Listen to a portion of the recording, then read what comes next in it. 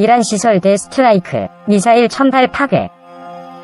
이스라엘군이 이란 핵시설을 타격해 무력화하는 시나리오에 기반한 대규모 공습훈련을 처음으로 진행한다고 일간 타임스 오브 이스라엘 등 현지 언론이 18일 현지 시간 보도했다. 특히 이스라엘 공군기들이 대거 동원되는 이번 훈련에는 처음으로 미군의 공중급유기도 참여할 것이라는 보도도 나와 관심을 끈다. 보도에 따르면 이스라엘군은 오는 29일부터 한 달간 진행되는 불의전차 훈련, 막바지의 지중해에서 전투기를 대거 동원해 이란의 핵시설을 타격하는 모의 훈련을 진행한다. 불의전차 훈련은 북쪽 국경에서 레바논의 시아파 무장 정파 헤즈볼라와 무력 충돌에 대비하기 위한 대응 태세를 확인하는 훈련으로 이스라엘군의 거의 모든 부대가 참여한다. 아비브 코아비 이스라엘군 참모총장은 지난해 초 이란에 대한 공격계획 수립을 지지했다고 밝혔고, 작년 9월엔 이란 핵 프로그램에 대한 대응 준비를 서두르고 있다고 했다. 국방부 관리들은 아직 이스라엘군의 이란 핵시설 타격 계획이 초기 단계지만 조만간 완성될 것으로 보고 있다. 이번 훈련 기간에 이스라엘은 대부분 땅속 깊은 곳에 있는 이란 핵시설 타격 방법과 이란의 방공망 교란 방법을 시험할 예정이다. 또 이번 훈련에 미군도 처음으로 동참할 것이라는 보도도 나왔다. 이스라엘 채널 13방송은 정보원을 밝히지 않은 채 미 공군이 이번 훈련에 참여하기로 했다고 전했다. 미 공군은 이번 훈련에서 공중급유기를 동원해 이란 핵시설을 반복적으로 타격하는 이스라엘 전투기에 연료를 공급하는 지원군 역할을 할 것이라고 이 방송은 덧붙였다. 이 방송은 훈련에 미군이 참여함으로써 양국, 이스라엘과 미국은 유사시 미군이 직접 전투에 참여하지 않지만 이스라엘을 지원할 것이라는 메시지를 이란에 보낼 것이라고 의미를 부여했다. 이스라엘군의 대규모 훈련을 앞두고 베니 간츠 이스라엘 국방부 장관은 이날 미국 방문길에 올랐다. 간츠 장관은 19일 워싱턴에서 로이 오스틴 미 국방부 장관과 회담할 예정이다. 또 중동 지역을 관할하는 미 중부사령부의 마이클 에릭 쿠릴라 사령관은 17일 이스라엘을 첫 공식 방문했다. 이란군, 이라크 내 이스라엘 전략시설 공격. 이란 혁명수비대가 이라크 북부 쿠르드 자치구역 수도 에르빌에 있는 이스라엘 전략자산을 탄도미사일로 공격했다고 13일 발표했습니다. 로이터 통신 등 언론들은 미사일 12발이 에르빌 소재 미국 영사관을 겨냥해 이란에서 발사됐다고 전했습니다. 이라크 관리들은 이번 공격으로 물적 피해가 발생했지만 인명피해는 없다고 밝혔습니다.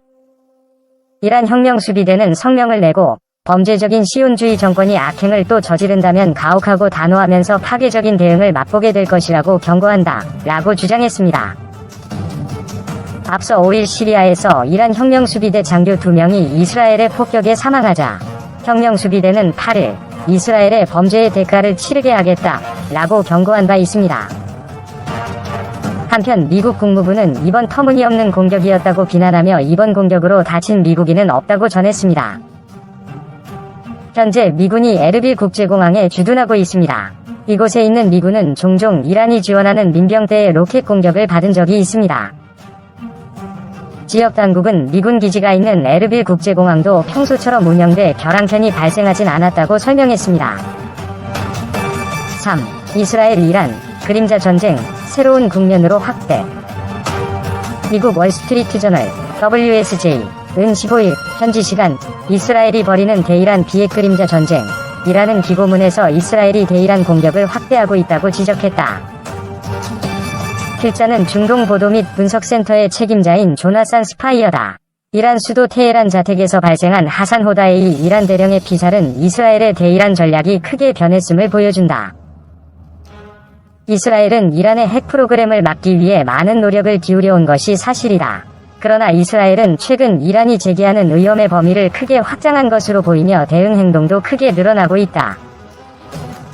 지난달 22일 피살된 호다에이 대령은 핵 프로그램과는 아무런 관련이 없는 것으로 알려져 있다. 그는 그보다는 이란 혁명수비대 정예부대인 쿠드스 소속 간부다. 그는 납치, 암살 등 대외 공작 활동을 담당했다. 또 레바논 헤즈볼라 반군의 드론과 미사일 기술을 전수하는 역할도 했다. 이스라엘 언론 보도에 따르면 그는 해외의 이스라엘인 납치를 배후 조종했다. 호다이의 피살은 올 들어 이스라엘이 이란 영토 안에서 벌인 핵 프로그램과 무관한 두 번째 공격 사건이며 특정인을 겨냥한 첫 번째 사례다. 이스라엘은 지난 2월 중순 케르만 사위 공군기지를 공격해 수백 대의 드론을 파괴했었다. 이스라엘은 2018년 이란의 핵개발 문서를 훔쳐냈고 핵 프로그램 관여 과학자들을 살해했으며 2021년에는 나탄즈 우라늄 농축시설에서 발생한 폭발 사건을 일으키는 등 핵시설을 파괴했다. 이들 사건은 이스라엘이 이란의 보안망을 뚫는 데 성공하고 있음을 보여준다. 이스라엘은 이외에도 보다 큰 범위에서 이란의 대중동 영향력 확산을 차단하기 위한 그림자 전쟁을 벌이고 있다. 이스라엘 공군기들은 시리아 내 이란 관련 시설을 파괴해왔다. 시리아와 레바논에서 암살 작전도 벌여왔다. 이스라엘 공군기들은 멀리 이라크의 비행장도 공격했다. 그러나 최근 이스라엘이 이란 영토 안에서 핵과 무관한 개인을 암살한 것은 심각한 상황이다. 이 같은 변화는 전술적인 것이 아니면 총리의 승인 없이는 실행이 불가능한 일이다. 이스라엘 내부에선 이란의 핵 프로그램을 보다 광범위한 중동 지배 전략과 분리해 다룰 수 없다는 인식이 커지고 있다. 나프탈리 베네트 이스라엘 총리는 공개적으로 그 같은 인식을 밝히기도 했다. 지난 2020년 2월 국방장관 시절 그는 기자들에게 문어 다리가 공격하면 다리에 반격하지 말고 머리에 반격해야 한다. 우리는 몇 년 동안 계속해서 레바논, 시리아, 가자 지구에 있는 이란의 문어 다리에 맞서 싸워왔다. 이제 패러다임을 바꾸고 있다. 고 말했다. 2020년 6월 이스라엘군은 이란이 이스라엘에 제기하는 모든 의협을 도출하는 부서를 설립했다. 이 부서가 도출한 이란의 의협에 맞선 대응이 현재 실천에 옮겨지는 것으로 보인다. 이스라엘은 이란이 중동 지역의 패권국이 되려는 복합 전략을 추진해온 것으로 보고 있다. 이 전략에서 이스라엘을 파괴하는 것이 핵심 요소다.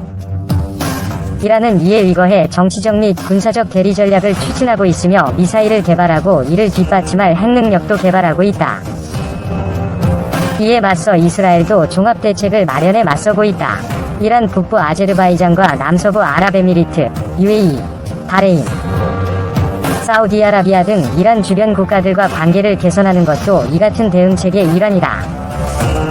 미 중부사령부가 지난해 이스라엘을 작전구역으로 포함시킨 것도 미사일 방어체계 구축 등 이스라엘의 대응책 추진에 도움이 되고 있다. 케르만샤 드론 파괴와 테헤란에서의 호다이이 암살은 이스라엘의 새로운 대응책이 본격화되고 있음을 잘 보여준다. 호다이이 암살 뒤 3명의 이란 고위 보안 요원이 의문의 죽음을 당하기도 했다. 이스라엘과 이란의 그림자 전쟁이 새로운 국면에 접어들고 있다. 4. 미 이스라엘 사우디와 삼각 군사연대 추진. 이란 핵보유 저지한다. 우리 전차 차리오츠 오브 파이어는 이스라엘군이 이란 핵시설 타격을 위해 5월 29일부터 4주간 지중해에서 전투기와 공중급유기, 잠수함 등 전략자산을 총동원해 실시한 모의훈련의 작전명이다. 그리스 신화에 나오는 태양의 신 아폴로는 가장 빠르다는 불이 전차를 타고 다녔다고 한다. 아비브 코아비 이스라엘군 참모총장은 이스라엘군은 이란에 대한 공격을 포함한 모든 상황과 시나리오 준비에 박차를 가할 것이라면서 이란의 핵 프로그램에 대응한 군사적 옵션 준비는 도덕적 의무이자 국가 안보를 위한 명령이라고 강조했다.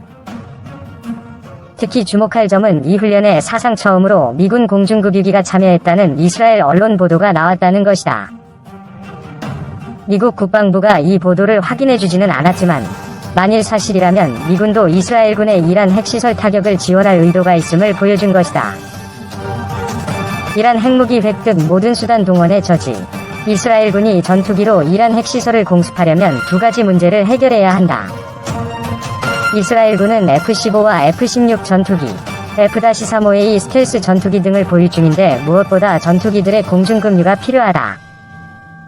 이란 핵시설들이 이스라엘로부터 직선거리로 최소 1126km에서 최대 1609에서 2414km까지 떨어져 있기 때문이다. 이스라엘군 전투기들이 출격해 공습 후 기지로 귀환하려면 부족한 연료를 보충해야 한다. 이스라엘 공군에 공중급유기가 있지만 50년 넘은 노후 기종이라 작전 능력이 제한적이다. 따라서 미군이 공중급유기를 제공한다면 이란 핵시설 공습이 가능하다.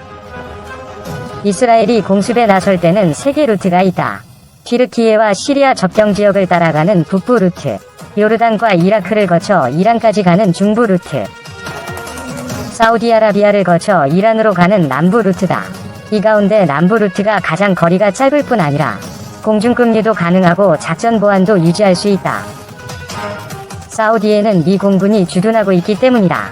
게다가 이슬람 수니파 종주국인 사우디와 시아파 맹주인 이란은 적대국이나 마찬가지라서 사우디 정부가 철저하게 군사보안에 나설 수 있다.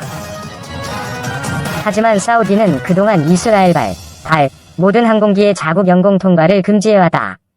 사우디와 이스라엘은 지금까지 국교를 맺지 않았는데 사우디가 이스라엘을 국가로 인정한 적이 없기 때문이다. 미국 정부가 이란의 핵 보유를 저지하기 위해 이스라엘, 사우디와 삼각 군사연대에 적극 나서고 있다. 조 바이든 미국 대통령은 취임 후 처음으로 7월 13일부터 16일까지 이스라엘과 사우디를 각각 방문했는데 주요 목적 중 하나가 이란 핵 보유를 막는 것이었다. 바이든 대통령은 7월 14일 야이르 라피드 이스라엘 총리와 가진 정상회담에서 이란 핵무기 획득 저지를 위해 모든 수단을 동원한다는 내용이 담긴 예루살렘 선언에 합의했다. 바이든 대통령은 이란은 결코 핵무기를 가질 수 없다. 이것은 미국과 이스라엘은 물론 전 세계 다른 나라의 핵심 안보 이익 문제라고 강조했다. 라피드 총리는 이란을 제재하는 유일한 방법은 만약 이란이 핵 프로그램을 계속 개발한다면 자유세계는 무력을 사용할 수 있다는 점을 이란으로 하여금 인지하게 하는 것이라고 밝혔다.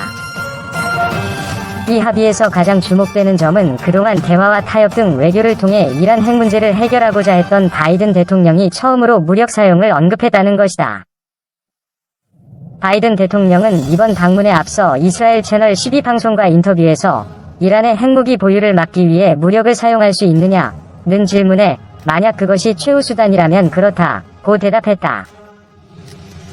이란에 맞서 사우디 손 들어준 바이든 대통령은 7월 15일 사우디 제다를 방문해 실권자인 무함마드 빈 살만 알 사우드 왕세자와 회담을 갖고 글로벌 에너지 시장 안정과 이란 핵 보유 저지를 내용으로 한 두 가지 공동성명을 발표했다. 이란과 관련된 공동성명에 따르면 양국은 이란의 핵무기 획득을 막는 것이 중요하다고 강조했다. 바이든 대통령은 사우디의 안보와 영토 방위는 물론 외부 위협으로부터 국민과 영토를 방어하는 데 필요한 능력을 갖추도록 지원하는 미국의 지속적인 약속을 확인했다.